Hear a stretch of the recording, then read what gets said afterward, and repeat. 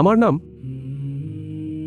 শাহিদ সালিম, আর আমি পবিত্র বাইবেলের একজন ছাত্র।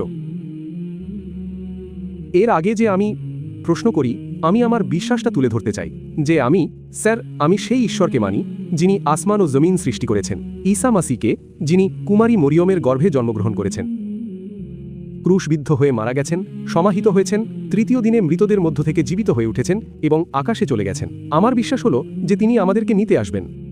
আমার আজকের প্রশ্ন হলো স্যার, যে পবিত্র বাইবেলে শুধুমাত্র একটি বিয়ের অনুমতি আছে, আর পবিত্র কোরআনে 4টি বিয়ের অনুমতি আছে।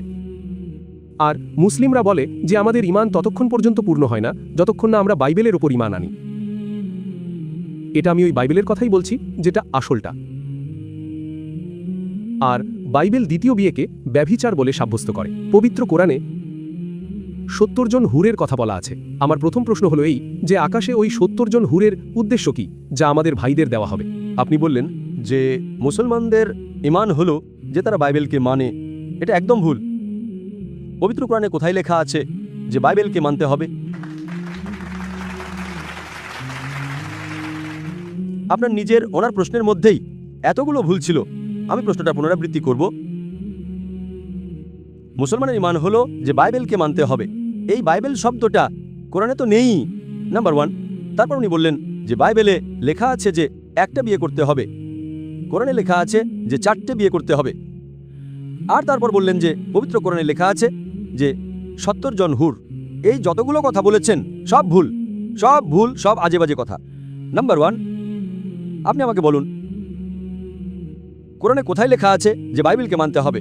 কোরআনে লেখা আছে যে ইঞ্জিলকে মানতে হবে, বাইবেলকে নয়। আপনাদের যে বাইবেল আছে সেটা ইঞ্জিল নয়। সরি স্যার, আমি নিজের দিক থেকে ইঞ্জিলই বলছিলাম। আপনি একটু আমার জবাব শুনবেন আর মাঝখানে নাক গলাবেন না। আপনি প্রশ্ন করে ফেলেছেন, আপনার সময় শেষ। এটা কোনো বিতর্কের সেশন নয়। আপনি বললেন বাইবেল কোরআনে এই শব্দটাতে উপস্থিতি নেই। ইঞ্জিলকে আমরা মানি যা আল্লাহ ঈসা আলাইহিস সালামের উপর নাজিল করেছিলেন, এই যে ওনাদের কাছে আছে। এই শব্দ বাইবেল কোথা থেকে আসে? বাইবেল আসে একটি গ্রিক শব্দ বিবলস থেকে। বিবলস ইঞ্জিল থেকে নয়। বিবলস মানে হলো বইয়ের বই। আমাদের বাইবেলের উপর বিশ্বাস আছে যে সেটা আল্লাহর কালাম। আজকে কি বাইবেল অনুযায়ী আমল করতে হবে নাকি? কোথায় লেখা আছে যে বাইবেলের উপর আমল করতে হবে? আমাদের এই বিশ্বাস রাখা উচিত যে ইঞ্জিল আল্লাহর কালাম। এই বিশ্বাস রাখার দরকার নেই যে ইঞ্জিলকে মেনে চলো। ইঞ্জিলের ওপর এই বিশ্বাস রাখতে হবে যে ওটা আল্লাহর তরফ থেকে ওহী ছিল, আল্লাহর কালাম যা ঈসা আলাইহিস সালামের উপর নাজিল করা হয়েছে। আমরা সেটার উপর বিশ্বাস রাখি। এই বর্তমান বাইবেল যেটা আপনাদের আছে সেটা বিবলস। আপনার কি জানা আছে কত ধরনের বাইবেল আছে? আপনার কি জানা আছে? এখন আপনি জবাব দিন, জানা আছে কত ধরনের বাইবেল আছে? জবাব দিন, কত ধরনের বাইবেল আছে? স্যার, ট্রান্সলেশনের কথা বলছেন আপনি? বাইবেলের অরিজিনাল পাণ্ডুলিপি। স্যার, সেটা তো একটাই আছে। আপনার তো জ্ঞানই নেই, আফসোসের বিষয়। There are 24,000 ম্যানুস্ক্রিপ্টস। বাইবেলের 24,000 পাণ্ডুলিপি আছে, আর এর মধ্যে কোনো দুটোই হুবহু একরকম নয়। আপনার তো জ্ঞানই নেই। আমার লাইব্রেরিতে ইন্ডিয়াতে 200-রও বেশি বাইবেলের ভার্সন আছে। ট্রান্সলেশন না, ভার্সন। ভার্সন মানে হলো মূল পাণ্ডুলিপি আলাদা। উদাহরণস্বরূপ King James Version, New International Version, Douay Version, New World Translation. তো 1000 রকমের বাইবেল আছে। আমার লাইব্রেরিতে 200-রও বেশি আছে। আপনার তো জ্ঞানই নেই, আর আপনি এমনভাবে প্রশ্ন জিজ্ঞেস করতে এসেছেন যেন আপনি পাদ্রী। আফসোসের বিষয়, আপনার কোনো জ্ঞানই নেই। আপনি যে 3টে প্রশ্ন করেছেন সবগুলোর মধ্যে ভুল ছিল।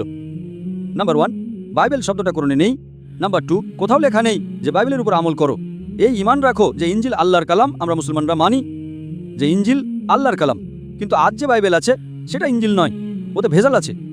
কিছু জিনিস হয়তো আল্লাহর কালাম হতে পারে যেগুলো কোরআনের সাথে মিলে যায়, তাতে আমাদের কোনো আপত্তি নেই। নবীর কথা আছে, ঐতিহাসিকদের কথা আছে, পর্নোগ্রাফি আছে। পর্নোগ্রাফি যেমনটা আমি আগের ভাইকে বললাম, আপনি যদি আমাকে 100 কোটি টাকাও দেন তবুও আমি এজেকিয়াল চ্যাপ্টার 24 পড়তেই পারবো না, কারণ ওটা পর্নোগ্রাফি। তো প্রথম আপনার যে প্রশ্ন ছিল, প্রশ্নের আগে আপনি বললেন যে বাইবেল কোরআনে লেখা আছে যে বাইবেলকে মানো। একদম ভুল, সেটা জবাব দিয়ে দিয়েছি। দ্বিতীয়ত আপনি বললেন যে বাইবেলে লেখা আছে যে একটা বিয়ে করতে হবে। আমার চ্যালেঞ্জ রইল, আপনি বলুন বাইবেলে কোথায় লেখা আছে একটা বিয়ে করতে হবে? রেফারেন্স দিন। আপনি মিথ্যা বলছেন, আপনি রেফারেন্স দিন বাইবেলে কোথায় লেখা আছে যে একটা বিয়ে করতে হবে।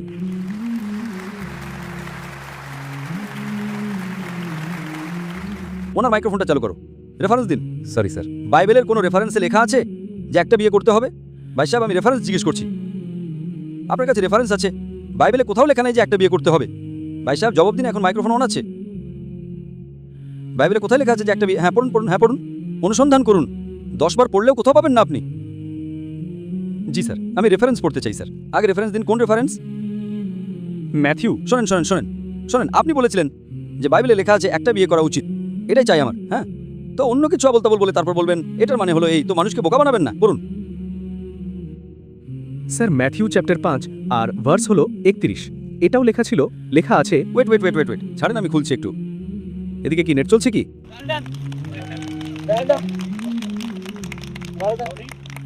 Bible Bible Matthew 5 verse 31। হ্যাঁ পড়ুন। জি স্যার। যে কেউ নিজের স্ত্রীকে ছাড়বে তাকে তালাকনামা লিখে দিক, কিন্তু আমি তোমাদের এটা বলছি যে যে কেউ নিজের স্ত্রীকে হারাম কাজ ছাড়া অন্য কোনো কারণে ছেড়ে দেয় সে তাকে দিয়ে জিনা করায়, আর যে কেউ কোনো পরিত্যক্তা বিবাহিতাকে বিয়ে করে সে জিনা করে। এর মধ্যে কোথায় লেখা আছে যে একটা বউ করা উচিত বলুন? স্যার যদি আপনি লেখা আছে এর ভেতরে। স্যার এখানে কথা আপনি আপনি আপনি মানুষের সময় নষ্ট কেন করছেন? আপনি সময় কেন নষ্ট করছেন?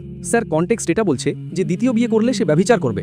যদি নিজের স্ত্রীকে ডিভোর্স দেয়, অর্থাৎ ডিভোর্স দেওয়া খ্রিস্টান ধর্মে হারাম, শুধুমাত্র তখনই ডিভোর্স দিতে পারে যখন সে অন্য কারোর সাথে ব্যভিচার করে। এর মানে এই নয় যে একটা বিয়ে করতে হবে। আপনি কেন ভুল বয়ান দিচ্ছেন? আপনি যখন উর্দু জানেন না, ইংরেজি জানেন না, কেন সময় নষ্ট করছেন?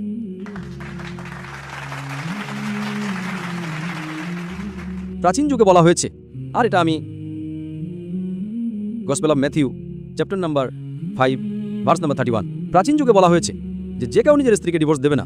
যে কেউ নিজের স্ত্রীকে ডিভোর্স দেয় ব্যভিচার ছাড়া অন্য কোনো কারণে সেই ইতোমধ্যে ব্যভিচার করেছে। এর মানে হলো তালাক দেওয়া খ্রিস্টান ধর্মে হারাম, অর্থাৎ যদি আপনি নিজের স্ত্রীকে ডিভোর্স দেন আর অন্য কাউকে বিয়ে করেন তাহলে সেটা ব্যভিচার, শুধুমাত্র যদি সে ব্যভিচার করে তবেই। তো এটা ডিভোর্স সম্পর্কে কোথায় লেখা আছে যে একটা বিয়ে করতে হবে? পুরো বাইবেল পড়ুন, কোথাও লেখা নেই যে একটা বিয়ে করতে হবে। যদি আপনি যতগুলো ধর্মীয় বই পড়েন, हिंदुइज्म की, क्रिश्चियनिटी की, जुडाइज्म की, কোনো ধর্মীয় বইতে লেখা নেই যে একটা বিয়ে করতে হবে, শুধুমাত্র লেখা আছে কোরআনে। স্যার কোরআনে তো কোরআনে আল্লাহ তাআলা সূরা নিসাতে বলেন, সূরা নম্বর 4 আয়াত নম্বর 3 আপনি নিজের পছন্দের বিয়ে করুন, 2, 3 या 4। কিন্তু যদি নিজেদের মধ্যে ন্যায় বিচার না করতে পারেন তবে শুধুমাত্র একটি, এই শুধুমাত্র একটি শুধুমাত্র কোরআনে আছে। পবিত্র কোরআন ছাড়া অন্য কোনো ধর্মীয় বইতে নেই। আপনি বলছেন পবিত্র কোরআনে লেখা আছে যে 4টে বউ করতে হবে। আপনি পবিত্র কোরআনের অর্ধেক আয়াত উদ্ধৃত করছেন। পুরো আয়াতে লেখা আছে আপনি নিজের পছন্দের নারীদের বিয়ে করতে পারেন, चाहे 2 हो, 3 हो या 4 हो। কিন্তু যদি নিজেদের মধ্যে ন্যায় বিচার না করতে পারেন তবে শুধুমাত্র একজন, শুধুমাত্র একজন, মানে ইসলামে একের অধিক স্ত্রী রাখার অনুমতি আছে, 2, 3 मैक्सिमम 4। কিন্তু যদি একের অধিক স্ত্রী রাখেন তাহলে আপনাদের নিজেদের মধ্যে ন্যায় বিচার করতে হবে। এর উপর আমি বিস্তারিতভাবে কথা বলেছি, এখন সময় নেই। তো এটাও আপনার ভুল ধারণা। নাম্বার 1, বাইবেল আর ইঞ্জিল এক নয়। কোরআনে কোথাও লেখা নেই যে বাইবেলের উপর ঈমান আনো, ইঞ্জিলের উপর ঈমান আনো, যে ওটা আল্লাহর ওহী ঈসা আলাইহিস সালামের উপর নাজিল করা।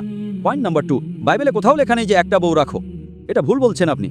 আর কোরআনে লেখা আছে যে আপনি বিয়ে করতে পারেন 2, 3 বা 4, যদি ন্যায় বিচার না করতে পারেন তবে শুধুমাত্র একজন নারীকে। তো তিনটাই আপনার ভুল। চতুর্থ প্রশ্ন, কোরআনে লেখা আছে যে 70 জন হুর, কোথায় লেখা আছে?